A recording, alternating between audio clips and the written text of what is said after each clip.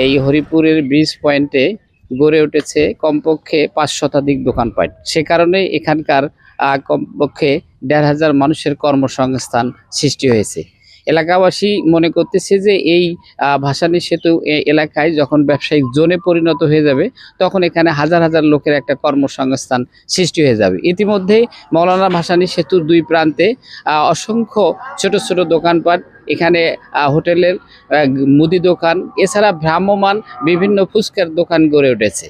প্রতিদিন বিকেলবেলা এখানে অসংখ্য দর্শনার্থীর ভিড় জমে। তারা এই দোকানগুলোতে এসে তাদের ছেলে মেয়েদেরকে সওদা কিনে দেয়। তো এখানে এছাড়া মৌলানা ভাসানী সেতুর ৫ পীর পয়েন্টে দেখা গেছে যে গাইবান্ধা থেকে ঢাকাগামী প্রায় ১০ থেকে ১৫টি বাসের কাউন্টার এখানে নির্মাণ হয়েছে। সেই কাউন্টার থেকে প্রতিদিন এখানে অসংখ্য যাত্রী যাওয়া আসা করতেছে ঢাকা পথে, এবং তারা আসতেছে ঢাকার থেকে।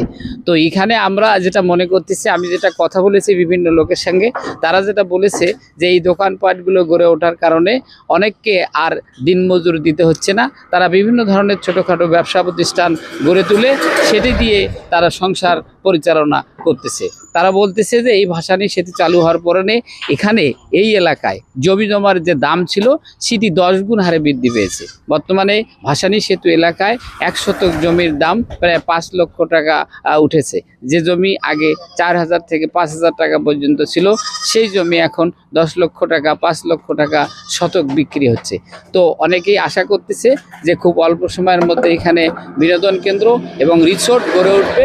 তাহলে এই স্থানের মানুষ, এই এলাকার মানুষ আরও বেশি করে তারা কর্মসংস্থান মুখী হয়ে যাবে, এবং তাদের এখানকার পরিবেশ, জীবনযাত্রার মান অনেকটা উন্নত হবে বলে আশা করতেছেন এলাকাবাসী।